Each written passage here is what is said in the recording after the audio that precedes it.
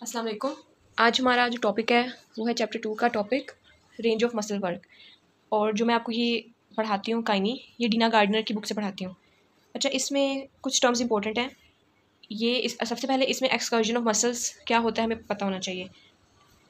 अब मसल जो है वो वर्क करता है, मतलब कॉन्ट्रैक्ट करता है और लेंथन होता है, ठीक है। तो जिस हद तक मसल शॉर्टन हो रहा है मतलब कॉन्ट्रैक्ट कर रहा है या फिर रिलैक्स हो रहा है, लेंथनिंग हो रही है, ठीक है, मसल की वर्किंग के दरमियान, ठीक है, तो उसे हम कहेंगे एक्सकर्शन ऑफ मसल्स, ठीक है। जितना भी मसल जो है वो कॉन्ट्रैक्ट या रिलैक्स कर सकता है, ठीक है, इसे एक्सकर्शन ऑफ मसल्स कहते हैं। और इसमें एक ये इंपॉर्टेंट MCQ है कि ये एक MCQ है कि एक्सकर्शन ऑफ मसल्स कितनी होती है, 50% of maximum extended length of muscle. मतलब मसल जितना एक्सटेंड हो सकता है ना, ठीक है, मतलब ये मेरी यहाँ पे मसल है, ठीक है, जिसने फिंगर को फ्लेक्स करना है, ठीक है। तो यहाँ पे अब मसल ने ये मैक्सिमम कॉन्ट्रैक्शन हुई है मसल की, ठीक है। और अगर यूँ करें और इसको थोड़ा सा मैं खुद पैसिवली एक्सटेंड करने की कोशिश करूँ, ठीक है, तो ये मसल की मैक्सिमम लेंथनिंग है, ठीक है। तो मसल जितना मैक्सिमम लेंथन हो सकता है ना, उसके 50% को हम एक्सकर्जन ऑफ मसल्स कहेंगे, ठीक है। अब इसके बाद मैक्सिमम एक होती है एक्सकर्जन ऑफ मसल्स का मतलब है कि मसल किसी भी हद तक कॉन्ट्रैक्ट करे, मतलब बिल्कुल थोड़ा सा कॉन्ट्रैक्ट किया हो, फुली कॉन्ट्रैक्टेड हो या फुली रिलैक्सड हो या थोड़ा बहुत रिलैक्स हो या मिडल रेंज में हो, ठीक है। तो वो सब कुछ ना एक्सकर्जन ऑफ मसल्स में आ जाता है। मसल जितना भी शॉर्टन या लेंथन हो रहा है उसको हम एक्सकर्जन ऑफ मसल्स कहेंगे। अब एक होता है मैक्सिमम एक्सकर्जन पॉसिबल, ठीक है, कि मतलब मसल की फुल रेंज, ठीक है, मसल वर्क की, उसे मैक्सिमम एक्सकर्जन पॉसिबल। इसको मैं आपको एक डायग्राम बनाकर भी दिखा देती हूँ। इसके अलावा मसल वर्क की टोटल 4 रेंजेस हैं, उनमें से एक मैक्सिमम एक्सकर्जन है, ठीक है, जिसको हम फुल रेंज भी कहते हैं। और एक है रेंज ऑफ मसल वर्क, मतलब 4 हैं, उनमें से एक फुल रेंज है जिसको मैक्सिमम एक्सकर्जन भी कहेंगे। और बाकी जो 3 है वो है इनर रेंज, आउटर रेंज और मिडल रेंज। अब इसको समझने के लिए मैं डायग्राम ड्रॉ करूँगी। अब मैंने आपको जैसे बताया कि ये जो है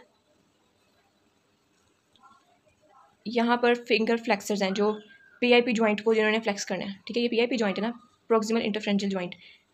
अब मसल जो यहाँ पर है फ्लेक्सर्स, फिंगर फ्लेक्सर्स, उसने इस फिंगर को फ्लेक्स करना है, ठीक है। तो अब ये है फुली कॉन्ट्रैक्टेड पोजीशन, ठीक है, ये है फुली एक्सटेंडेड पोजीशन, ठीक है, मसल की वर्क है, ठीक है। तो और ये यहाँ से ले कि यहाँ तक जो मसल ने वर्क किया वो उसने फुल रेंज में वर्क किया। अब एक होती है फुल रेंज, ठीक है, और एक होती है इनर रेंज। इनर रेंज का मतलब है कि शॉर्टेंड पोजीशन जो है ना मसल की, ये शॉर्टेंड पोजीशन है ना, इसमें कॉन्ट्रैक्टेड है मसल, तो इस वाले रेंज में जो वर्क करेगा उसे इनर रेंज कहेंगे। फिर जो ये फुली लेंथेंड पोजीशन है, इस रेंज में मतलब यहाँ से लेके यहाँ तक लेंथनिंग तक जो काम किया मसल ने, उसको कह देंगे आउटर रेंज। और इनर और आउटर के दरमियान जो दरमियान वाली रेंज है, मतलब ये बिल्कुल इनर रेंज थी जो कि कॉन्ट्रैक्टेड रेंज थी, ये बिल्कुल लेंथन जो कि आउटर रेंज थी, इसके दरमियान ये जो है ये वाली, ना कि पूरी कॉन्ट्रैक्टेड है ना कि पूरी लेंथेंड है, दरमियान वाली रेंज को मिडल रेंज कहेंगे। अब इसको मैं आपको एक डायग्राम बनाकर समझा देती हूँ एक आर्क के थ्रू। ये एक आर्क है, ठीक है, और इसका मतलब है कि मसल जो है ना, अब मसल ये शॉर्टेड पोजीशन है मसल की और ये लेंथेंड पोजीशन है, ठीक है, और ये पूरा एक मसल की रेंज है। अब मसल जब यहाँ पे आएगा, ठीक है, तो वो बिल्कुल शॉर्टेंड है, मतलब ये जो पोजीशन है मसल की ये बिल्कुल शॉर्टेंड पोजीशन है, और ये जो पोजीशन है वो बिल्कुल लेंथेंड है, ठीक है।